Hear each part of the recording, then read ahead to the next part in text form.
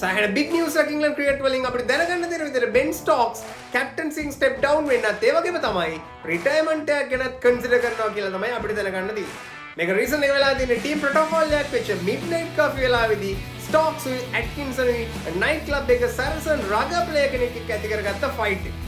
අපි දැක්ක ඇෂස් ලොස් එකෙන් පස්සේ සෑහෙන ක්‍රිටිසිසම් තියෙනවා ඉංග්ලන්ඩ් ටීම් එකේ ටීම් කල්චර් එක ගැනත් ඒ වගේම තමයි ඩ්‍රින්කින් කල්චර් එක ගැනත් මේකෙත් සෑහෙන ඇඟිලි දික්ුනේ රොබ් කීට තමයි. හැබැයි දැන් මේ තියෙන සිටුේෂන් එකත් එක්ක සෑහෙන ලොකු අමාරුවක තමයි වටින්නේ රොබ් කී, බෙන් ස්ටොක්ස් ඒ වගේම තමයි බ්‍රෙන්ඩන් මැකෝ. අපි දැක්ක ඇෂස් 2 එක මැද්දේදී බෙන් ඩකට් සෑහෙන ලොකු ප්‍රශ්නයක් ඇති කරගන්නවා. ඒ වගේම තමයි ජේකබ් බෙතලුයි, හැරි බෲකුයි නිව්සීලන්ඩ් 2 එකේ මේ වගේ ප්‍රශ්නයක් ඇති කරගත්තා. අපිට පේන විදිහට ඇත්තටම ඉංග්ලන්ඩ් ටීම් එකේ ඩ්‍රෙසිං රූම් කල්චර් එකේ ලොකු ප්‍රශ්නයක් තියෙනවා වගේ. දැනට තියෙන නිවුස් එක බෙන් ස්ටොක්ස් ඒ වගේම තමයි ඇට්කින්සන් සෙකන්ඩ් ටෙස්ට් එක නිව්සීලන්ඩ් එක ගොඩක් වෙලාට පාර්ටිසිපේට් වෙන්නේ නැහැ කියලා තමයි අපිට දැනගන්න තියෙන්නේ. අපි බලමු එහෙනම් ඉස්සරහට බෙන් ස්ටොක්ස්ගේ ටෙස්ට් කැරියර් එකට ඒ වගේම තමයි කැප්ටන්සි එකට මොන වගේ දෙයක් වෙයිද කියලා.